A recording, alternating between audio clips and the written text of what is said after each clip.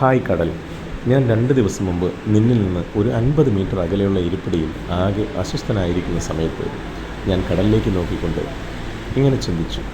ഞാനിപ്പോൾ ഈ കടലിൽ ആത്മഹത്യ ചെയ്താൽ ആർക്കും എന്നെ രക്ഷിക്കാൻ കഴിയില്ല. ആ സമയത്ത് തന്നെ ഞാൻ ആ പ്രശ്നങ്ങളില്ലാത്ത ലോകത്ത് സ്വസ്ഥമായിട്ടുള്ള ജീവിത സുഖം ആസ്വദിക്കുകയും ചെയ്തു.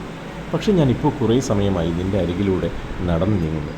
എനിക്കിപ്പോൾ ആത്മഹത്യ ചെയ്യാൻ ഉള്ള ധൈര്യം വരുന്നില്ല, ആ സുഖവും കിട്ടുന്നില്ല. എന്താണ് അതിൻ്റെ കാരണം? കടൽ കുറച്ച് സമയം നിശബ്ദത പാലിച്ചു. എന്നിട്ട് എന്നോട് ചോദിച്ചു, നീ എന്തിനാണ് ആത്മഹത്യ ചെയ്യുന്നത്? എന്താണ് നിൻ്റെ പ്രശ്നം? ഞാൻ പറഞ്ഞു, എനിക്ക് കുറേ പ്രശ്നങ്ങളുണ്ട്. ഒരു സാധാരണ വ്യക്തിക്ക് താങ്ങാവുന്നതിലും അധികമാണ് എൻ്റെ പ്രശ്നങ്ങൾ. ചില സമയങ്ങൾ ഈ ജീവിതത്തോട് വെറുപ്പ് തോന്നുന്നു. കടൽ പറഞ്ഞു, നീ ഇങ്ങനെയുള്ള ചിന്ത വരുമ്പോൾ ഒരു കാര്യം ചിന്തിക്കുകയും ഒരു കാര്യം ചിന്തിക്കാതിരിക്കുകയും വേണം. അതായത് നീ പറഞ്ഞല്ലോ, ഒരു സാധാരണ വ്യക്തിക്ക് താങ്ങാൻ പറ്റാത്ത പ്രശ്നങ്ങളാണ് നിനക്കുള്ളത്. ഇവിടെ നീ ചിന്തിക്കേണ്ടത് നീ ഒരു അസാധാരണ വ്യക്തിയാണ് എന്നതാണ്. എന്നാൽ ചിന്തിക്കാതിരിക്കേണ്ടത് നീ സാധാരണ വ്യക്തി അല്ല എന്നതാണ്.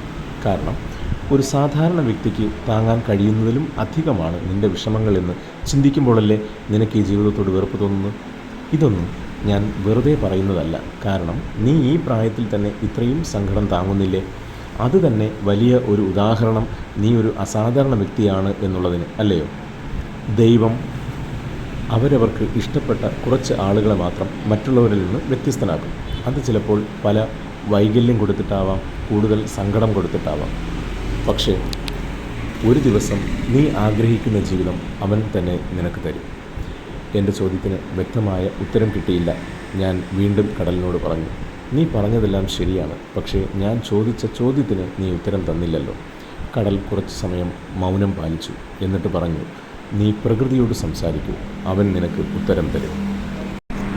ഞാൻ വീണ്ടും കടലിനോട് ചോദിച്ചുകൊണ്ടേയിരുന്നു. അവൻ ഒരുപാട് ഉത്തരങ്ങൾ എനിക്ക് തന്നു. ആ ഉത്തരങ്ങൾ എന്നെ അത്ഭുതപ്പെടുത്തുന്നതായിരുന്നു.